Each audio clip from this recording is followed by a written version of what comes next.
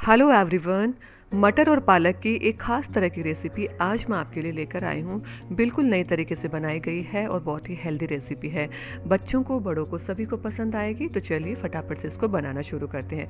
सबसे पहले मैंने यहाँ पर ले लिया है पालक, और पालक को अच्छे से धोकर इसको काट लिया है। मैंने इसको बॉईल नहीं किया है क्योंकि सीजनल पालक है, तो कच्चा पालक है।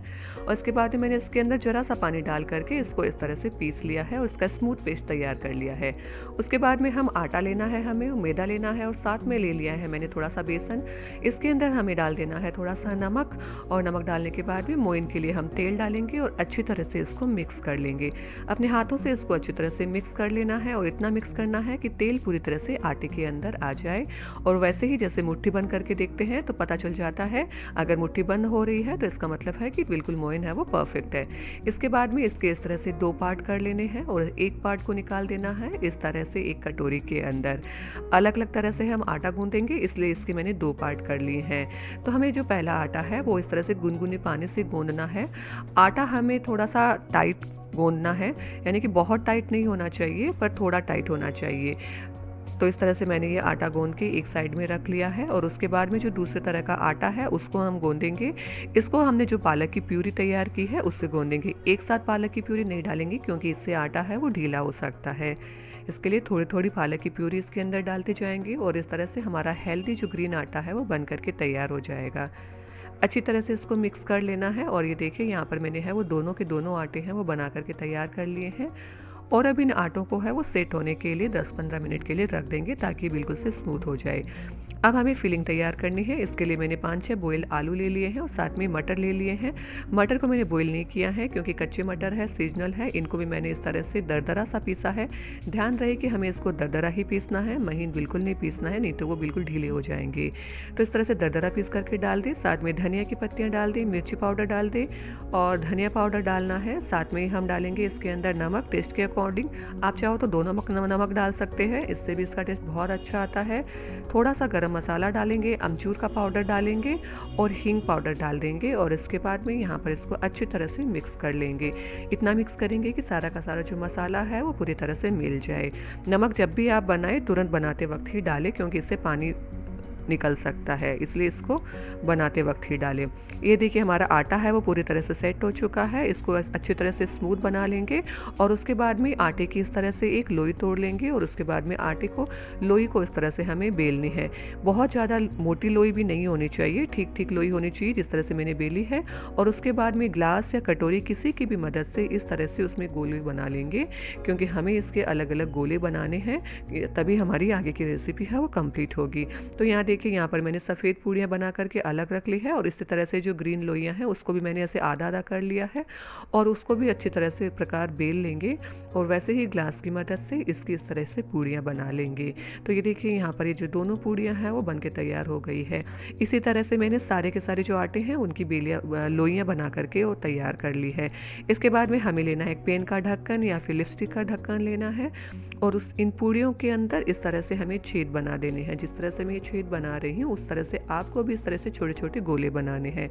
आपके पास कोई दूसरी चीज़ हो जिस तरह से आप इस तरह से गोले बना सकते हैं तो आप वो वाली भी ले सकते हैं। तो ये देखिए इस तरह से इसके गोले बना लेने हैं, और उसके बाद में जो पेन के अंदर है वो जो अंदर वाला आटा है वो जो कि हमने इससे छेद किए थे वो अंदर चला गया है। तो इस तरह से या तो टूथपिक की मदद से या फिर इस तरह से फोक की मदद से इसको निकाल लेना है, और इस तरह से बाकी के अंदर भी पूरे छेद कर लेने हैं। इसके बाद में जो हमारे पास ग्रीन पूड़ियाँ हैं उसके अंदर भी इस तरह से हमें छेद कर देने हैं। काफ़ी सारे जो गोले हैं वो अंदर चले जाते हैं, और काफ़ी सारे हैं वो पूड़ी के अंदर ही निकल रह जाते हैं। तो हमें या तो टूथपिक की मदद से या फिर इस तरह से फोक की मदद से इसके अंदर के जो गोले रह गए हैं उनको इस तरह से निकाल देना है। क्योंकि ये हमारी है वो सुंदर वाली डिज़ाइन है वो तैयार हो रही है, तो इस तरह से आपको डिज़ाइन बना करके तैयार कर लेना है।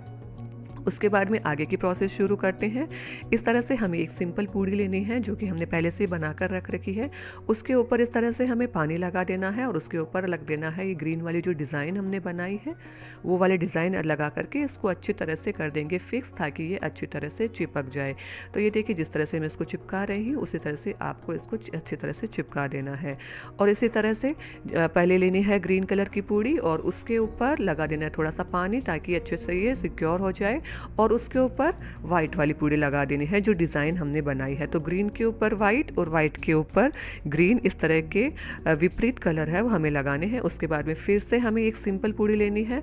हमने जो फिलिंग तैयार की है वो फिलिंग हम ले लेंगे और उसके बाद में जो पूड़ी हमने डिज़ाइन वाले तैयार की है उसको इस तरह से ऊपर अच्छी तरह से चिपका देंगे। तो ये देखिए अच्छी तरह से इसको चिपका देना है ताकि जो मसाला है वो पूरा अच्छी तरह से सेट हो जाए अंदर और मसाला है वो निकले नहीं। अभी देखिए हमारी ये जो चीज़ है वो पूरी तरह से तैयार हो गई है, हमारी जो डिज़ाइन है। उसके बाद में जो इसका एक्स्ट्रा पार्ट है वो इस कटोरी की मदद से है वो अलग कर देते हैं। जितनी कटोरी इसके अंदर आए उसी साइज़ की आपको कटोरी लेनी है।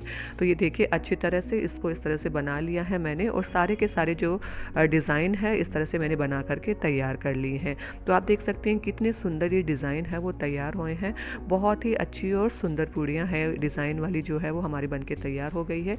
इसके बाद में हमें एक फोक लेना है और फोक लेकर के इस तरह से इसको पूरा सिक्योर कर देना है ताकि जब भी हम इसको फ्राई करें तो मसाला है वो बाहर ना निकले। तो ये देखिए जिस तरह से मैं ये बना रही हूँ उसी तरह से आप भी कर सकते हैं और आप चाहो तो किसी और की मदद से भी आप ये काम कर सकते हैं। टूथपिक की मदद से भी आप ये काम कर सकते हैं, लेकिन फोक की मदद से एक साथ ही है वो 4-5 छेद हो जाते हैं।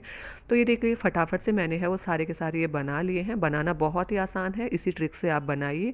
उसके बाद में ये देखिए तेल मैंने यहाँ पर गर्म होने के लिए चढ़ा दिया है। अच्छे से तेल गर्म हो जाना चाहिए और इसके बाद में इसकी फ्लेम को आप कर देंगे मीडियम और उसके बाद में इसके अंदर ये डाल देंगे। जितने भी इसके अंदर आए 4-5 जैसे भी आते हैं उतने डाल दीजिए। मैंने कढ़ाई मेरी बड़ी है, तेल भी काफ़ी सारा है, तो मैंने इसके अंदर 5-6 डाल दिए हैं और आराम से इनको है वो मीडियम फ्लेम पर पकने दीजिए और उलट पुलट करते हुए अच्छे से इनको फ्राई कर लीजिए।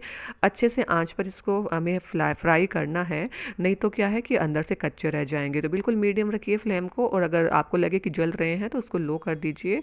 इस तरह से आप इनको फ्राई कर सकते हैं। तो ये देख लीजिए फ्राई करने के बाद में थोड़ा सा इसका कलर चेंज हो जाता है, लेकिन खाने में ये बहुत ही टेस्ट, तो खाने में बिल्कुल ही सॉफ्ट है, बाहर से क्रिस्पी है और अंदर से बिल्कुल सॉफ्ट है। तो रेसिपी अगर पसंद आए तो चैनल को लाइक शेयर और सब्सक्राइब जरूर कर दीजिएगा। फिर से मिलेंगे नेक्स्ट रेसिपी में। Bye bye.